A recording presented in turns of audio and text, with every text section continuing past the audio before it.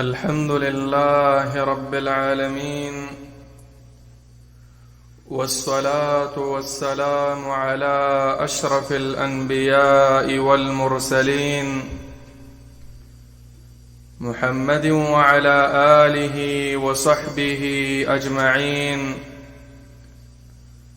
أما بعد، فأعوذ بالله من الشيطان الرجيم. بسم الله الرحمن الرحيم. يا أيها الذين آمنوا كتب عليكم الصيام كما كتب على الذين من قبلكم لعلكم تتقون.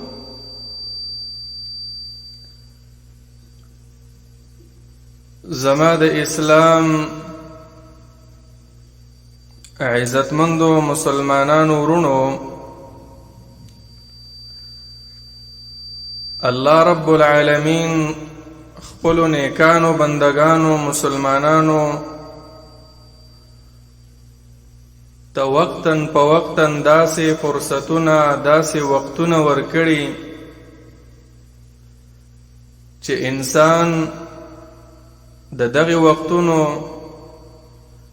د دغه فرصتونو نه فائدہ واخلي او رب العالمین ته خپل ځان نږدې کړي. یو په هغه مبارکو وختونو کې هغه کوم درون ملما، کوم عظیمه تحفه چې رب العالمین دی امت د مسلمانانو ته ورکړې ده، هغې ته رمضان المبارک ویل کېږي، چې دا یوه بهترینه میاشت ده په دې 12 میاشتو کې. رب العالمین دې میاشت ته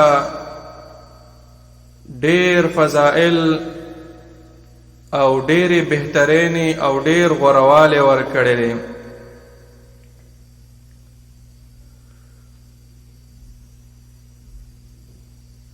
خو مسلمان، کامل مسلمان هغه دی چې هر عبادت، که هغه منځ دی، که زکات دی، که حج دی او دارنګې روژه ده، په هغه طریقه باندې ادا کی، په کومه طریقه چې محمد رسول الله صلی الله علیه وسلم دی امت ته بیان کړي. خو افسوس خبره دا ده چې نن سبا زمونږ د مسلمانانو اکثره دا عبادتونه دا یو عادت جوړ شوی دی. دا عبادت دا په نیت د تقرب الی الله باندې نه کوي، دا په دې نیت باندې نه کوي چې ما کې تبدیلی راشي، ما کې صفائی راشي، ما کې چینجز راشي. نو همدا وجه ده چې زمونږ او ستاسو اکثره بندګانې هغه رب العالمین ته قابل د قبول نه وي. نو زما عزتمندو که غواړو چې دا زمونږ دا کړاو، دا زمونږ دا تکلیف، دا زمونږ دا روژې، دا زمونږ دا منځونه دا الله ته قبول شي، نو پکار دا ده چې مونږ د رسول الله صلی الله علیه وسلم د ښودلی شوو طریقو مطابق بندگی وکړو. نو په همدې سلسله کې د الله په اذن او توفیق سره ان شاء الله د یو څو ورځې د شعبان د میاشتې پاتې دي. نو مونږ به د الله په فضل او کرم سره بلوغ المرام، کوم چې یو بهترین کتاب دی په احکامو کې د امام ابن حجر العسقلانی، چې هغه په خپله د دې کتاب په باره کې لیکي چې هذا مختصر يشتمل على أصول الأدلة الحديثية للأحكام الشرعية حررته تحريرا بالغا ليصير من يحفظه بين أقرانه نابغا. دا یو مختصر کتاب دی چې د احادیثو نما جوړ کړی دی، منتخب کړی مې دی، مختصر کړی مې دی، او شرعي احکام دا ټول مې پکې د خپل وس مطابق په مختصر انداز کې راوړی دي. نو همدا بلوغ المرام د علماو په نسبت باندې ډېر مقبول کتاب بیا وګرځېد، او د دې وجه هم دا وه چې امام ابن حجر رحمه الله دا کتاب د فتح الباری کوم چې د بخاري شرح ده، هغه شرح چې ټول علما د بخاري د احادیثو په حل کې دغه شرح ته محتاج دي. نو امام ابن حجر رحمه الله د امام بخاري دغه کتاب تقریبا په 100,000 احادیثو باندې د هغې شرح ولیکله، د هغې نه وروسته دا مختصر کتاب د بلوغ المرام ولیکو، د دې دپاره چې مسلمانانو ته دا دین اخستل دا آسان شي او مختصر کتابونه وي چې هغې ته لاسرسی او انسان ورته رسیدی شي. نو د بلوغ المرام کتاب الصیام به انشاء الله په دې 8 ورځو کې د الله په اذن د الله په توفیق سره بیانو. نو ټول مسلمانان په شوق سره او په رغبت سره هم دا احادیث د رسول الله صلی الله علیه وسلم واورئ، دې دپاره چې مونږ او تاسو د رسول الله صلی الله علیه وسلم په نقش قدم باندې په صحیح طریقه باندې روان شو، او دا عظیم عبادتم د رب العالمین په دربار کې قبول شي. زما عزتمندو، مخکې د دینه چې دا کتاب شروع کو، نو د دې کتاب نوم کتاب الصیام دی. کتاب الصیام یعنی دا کتاب په باره د روژو کې دی. د روژو نه مراد عموما د رمضان المبارک د میاشتې د روژې دا مراد دی. دلته 2 خبرې دي. یوه خبره دا ده چې دا میاشت د رمضان د دې فضیلت نه مون خبر شو. دویمه خبره دا روژې نیول د دې د فضیلت نه، او چې څوک روژه نه نیسي د هغې سزا به څه وي. نو اولنۍ خبر هغه دا ده د دې میاشتې فضیلت هغه دا دی چې نبی علیه الصلاة والسلام فرمایي، دا حدیث په بخاری او په مسلم په دواړو کې دی، خو مخکې د دې نه چې دغه حدیث بیان کو، د دې د میاشتې د فضیلت دپاره د قرآن دا آیات کافي دی چې الله رب العالمین فرمایي شهر رمضان الذي انزل فيه القرآن، دا میاشت د رمضان چې دا انزل فيه القرآن نازل کړی شوی دی په دې میاشت کې دا بهترین کتاب د الله رب العالمین، دا کتاب قرآن بهترین کتاب په کتابونو اسمانیو کې هغه دا قرآن دی. نو دا چې په کومه میاشت کې نازل شوی وي هغه میاشت به ولې عزتمند نه وي؟ دا خو داسې کتاب دی چې په کوم پیغمبر نازل شوی هغه پیغمبر په ټولو پیغمبرانو کې غوره، په کومه خاوره نازل شوی هغه خاوره په ټولو خاورو کې غوره، په کومه شپه چې نازل شوی هغه شپه په ټولو شپو کې غوره. انا انزلناه فی لیلة القدر، یقینا دا قرآن مونږه فی لیلة مبارکه په هغه برکتي شپه کې نازل کړی.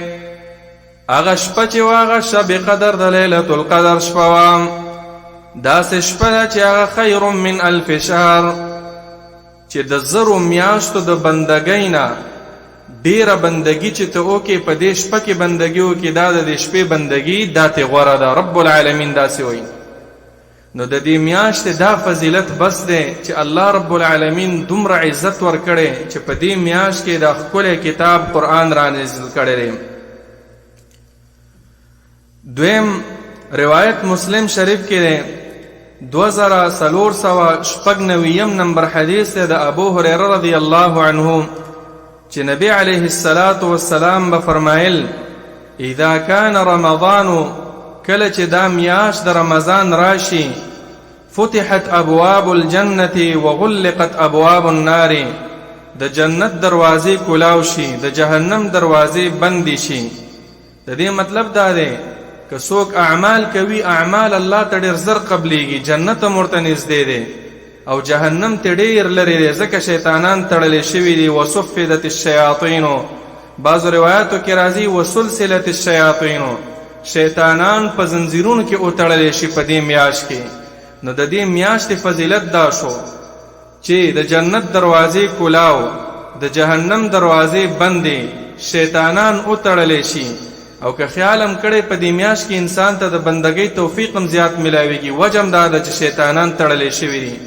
خو بعضې انسانان چې بیا هم ګناهونه کوي د هغې وجه دا ده چې دا نفس د انسان دم د شیطان تابع وي. 11 میاشتې په دې کار کړی وي، نو په دې یوه میاشت کې هم د دغه شیطان تابعداري کوي. ان النفس لاماره بالسوء. نو د دې میاشتې فضیلت دا دی چې په دې میاشت کې د جنت دروازې کلاو، د جهنم دروازې هغه بند دي. دارنګې زما عزتمندو وروڼو، یو په دې میاشت کې به بهترین عمل چې دی هغې ته روژه ویلی کېږي، صوم. روژه مخکې د دې نه چې تعریف یې وکړو، فضیلت یې واورئ. فضیلت یې دا دی د ټولو نه اول عبدالله ابن عمر رضی الله تعالی عنه حدیث د بخاری شریف کې چې نبی علیه السلام فرمایي بنی الاسلام علی 5، د اسلام 5 بنیادونه دي، 5 ارکان دي، 5 ستنې دي. یو پکې دا دی وصیام رمضان، د رمضان المبارک د میاشتې دا روژې نیول. نو ګورئ دا روژه نیول په هر بالغ عاقل انسان، که نارینه وي که زنانه وي چې مسلمان وي، په هغې باندې دا روژه نیول فرض وي. او د فرضي اعمالو ثواب هغه ډېر زیات دی چې یو انسان د فرضي اعمالو پابندي کوي. بخاری کې حدیث دی 6500. دویم نمبر حدیث دی د ابو هریره رضی الله عنه. نبی علیه السلام فرمایي وما تقرب الی عبدی بشیء احب الی مما افترضته علیه. دا بنده که ما ته ډیر رانږدې کیږي، نو د ټولو نه بهترین شی چې ما ته رانږدې کیږي هغه د فرضي اعمال دي. د فرضي منځ پابندي کوه، د فرضي روژې پابندي کوه، د فرضي زکات پابندي کوه، د فرضي حج پابندي کوه. نو د روژې د نیولو یو فایده دا ده چې الله رب العالمین ته په انسان ډیر نږدې کیږي. دا یوه عامه فایده شوه. دویم عزتمندو وروڼو، بخاری شریف کې حدیث د نبی علیه السلام فرمایي وی الصیام جنة. دا رمضان دا روژې نیول د انسان د پاره د اور نه ډال دی، لکه څنګه چې په ډال باندې د دشمن د حملو نه انسان بچ کیږي، همدغه شان د روژه چې دی ونیوله رب العالمین دی جهنم ته نه بوځي، د جهنم نه دی بچ کوي.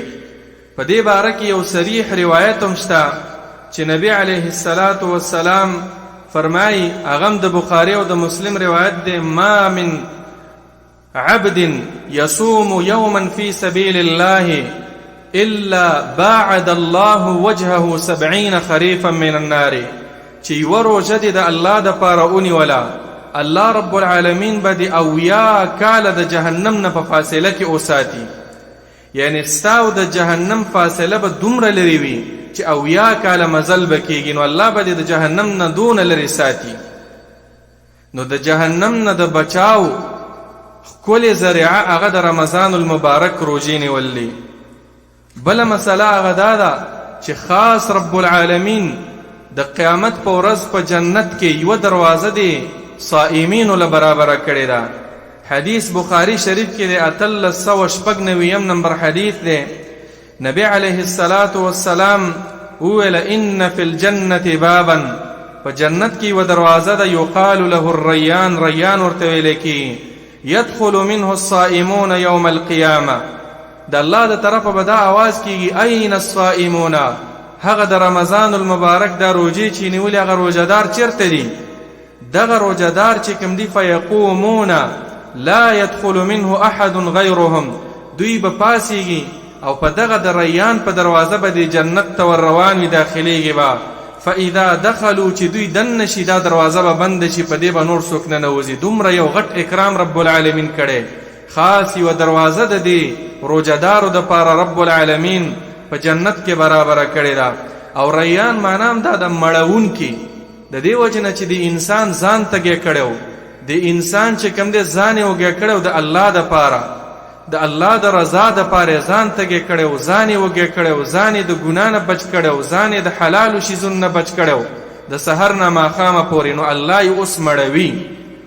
په یو حدیث کې عزیزانو داسې راغلی دی، نبی علیه الصلاة والسلام فرمایي وی کل عمل ابن آدم، حدیث قدسی دی چې نبی علیہ السلام فرمایي چې الله فرمایي وی الله رب العالمین وی چې ټول اعمال د بندگانو دا د بندگانو د پاره دي الا الصيام، دا روزه چې د فانه لی دا خاص زما د پاره را. د دې مطلب دا دی د هر عمل جزاء بدلا ثواب هغه دنیا کې ذکر شوی کدا عمل دی او دومره اجر ته ملاوي. خدا روزه چې دا الله رب العالمین ځان سره د اجرونه ساتلی به حساب، انما يوفى الصابرون به حساب اجرونه به دی انسانانو ته ملاویږي. نو دا د روزو نیولو فضیلت دی. زما عزتمند ورونو په فرضي روزو نیولو کې ګوره سستی نه ده پکار، یو خدا فرضي عمل دی. دویمه خبره دا ده چې کم انسان ګوره دا روزي نه نیسي فرضي روزي، نو امام ابن تیمیه رحمه الله اغلی کلی دی په الفتاوی الکبرى کې وای کچیر انکار ته کوي او نینسم حلال ورته نه وای وجب قتله، د دې به قتل پکار دی. حاکم وقت بدا وجنی چې حلال نه غني، خو البته که حلال غني لکه نن سبا د زمون مسلمانان حلال ورته وای خو یره وای نیشونی ولې سستی په غالب ده، شیطان په غالب دی. نو دا ګور عزیزانو چې کوم انسان د سستی د وجه نه پریدي د رسول الله صلی الله علیه وسلم حدیث اوري په نسائی د کبرا کې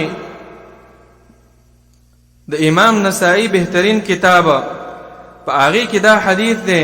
ابو امامه رضی الله عنه روایت کوي چې بینا انا نائم النبی علیہ السلام فرمایي چې زه په خوب کې ومه یو دوه کسان رال زی روان کړم او ګوره تاسو ته معلومه ده چې د پیغمبر خوب دا وحی وي، د پیغمبر خوب دا ورته الله رب العالمین ویلی وي چې دا د الله د طرفه یو حکم دی.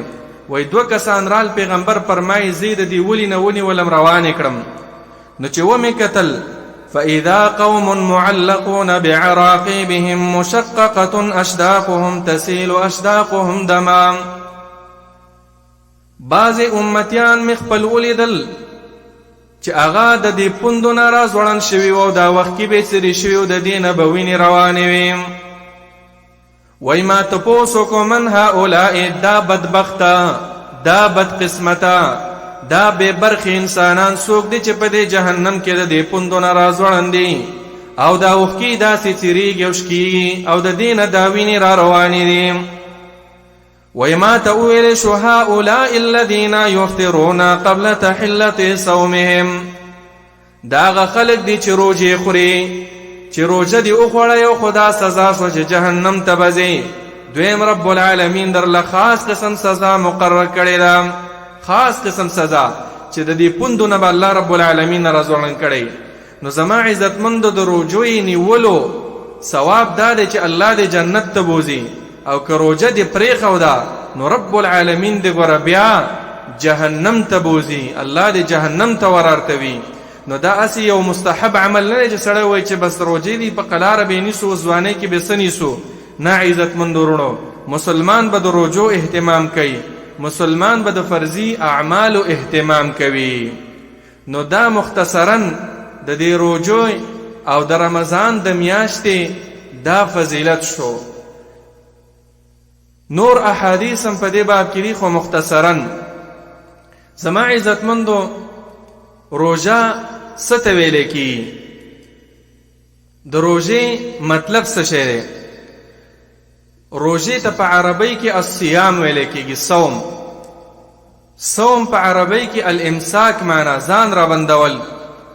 د مریم علیه السلام بارک راضی سوره مریم 26 نمبر آیات ده چې انی نذرت للرحمن صوما، ما د رب العالمین د پاره دا نظر کړی چې زه به روژه نیسم. روژې نیولو نه مراد دا دی زه به چا سره خبرې نه کوم، ځان بندول د خبرونه. په لغت کې په ژبه کې مونږ چې ورته پښتو کې ټکي په ټکي ترجمه کې د صوم او د روژې مطلب ځان بندول دي، ځان را بندوله. او شریعت کې مطلب څه شی دی؟ زمونږ په دین کې امام نووي رحمه الله لیکلی چې هو الامساک عن المفطرات، ځان را بندول د خوراک نه، د سکاک نه، او د خپل بیبي سره د همبسترۍ او د کوروالي نه. د دې نه ځان بندول د سبا راختو نه واخله، یعنی د ملا د اذان نه واخله تر د نور د ډوبېدو پورې ماښامه پورې، دا به انسان ځان را بندوي. د دې نه دې ته روژه ویلی کېږي. او ځان د الله رب العالمین په عبادت کې بیا بندول، دا به بیا وروستو بیان کو چې په دې روژه کې بیا څه عمل کول پکار دي. صرف په خوبونو باندې چې سهار ویده شي او مازدیګر راپاڅېږي او ټک ټک وکړي چې یاره غرمې او ماسپښین لمونځ به دواړه یو ځای وکړم. نه عزیزانو، په دې روژه کې به انسان بیا بندګي کوي، لکه څنګه چې تا د حلالو نه د ځان بند کو. ګورې خوراک حلال دی، سکاک حلال دی، د خپلې بیبي سره پریوتل دا حلال دی. د دې حلالو نه چې تا ځان بند کړی دی، نو د حرامو نه به هم ځان بند دی. حرام غیبت کول، دارنګې دروغ ویل، دارنګې حرام خوړله، په ډرامو په فلمونو ته کتل، دا ټول حرام دي. منځونه نه کول، دا پرېښودل د منځ دا حرام دي. نو د دې نه به هم ځان ساتي، د دې وجې نه چې ستا د عبادت الله رب العالمین ته قبول شي. او اصلي د روژې مطلب هم دا دی چې انسان د ګناه نه ځان بچ کړي. د روژې حکمت هم دا دی چې انسان په نفس کې تواضع عاجزي راشي. الله قرآن کې فرمایي یا ایها الذین آمنوا کتب علیکم الصیام، اے د ایمان والاو فرض کړی شوی د په تاسو باندې روژې نیول، مخکې قومونو باندې فرض شوی کما کتب علی الذین من قبلکم. د روژې د فرضېدو، د روژې د فرض کېدو، د روژې د حکم د نازلېدو، د روژې د نیولو فایده څه شی د رب العالمین فرمایي لعلکم تتقون، د دې دپاره چې تاسو بچ شئ په ورځ د قیامت د الله د عذاب نه. دویمه ترجمه لعلکم تتقون، د دې دپاره چې تاسو بچ شئ د ګناهونو نه، د ګناه نه ځان بچ کئ، ځان کې تقوا پیدا کئ. نو چې کله په یوه میاشت کې په انسان کې تقوا پیدا شي، په بله میاشت کې په انسان باندې اثر وي بیا. نو د روژې اصلي مطلب هم دا دی، الله رب العالمین د دې وجه نه فرض کړی دا. او بیا علماو لیکلي، امام ابن القیم رحمه الله په زاد المعاد د غریبانانو د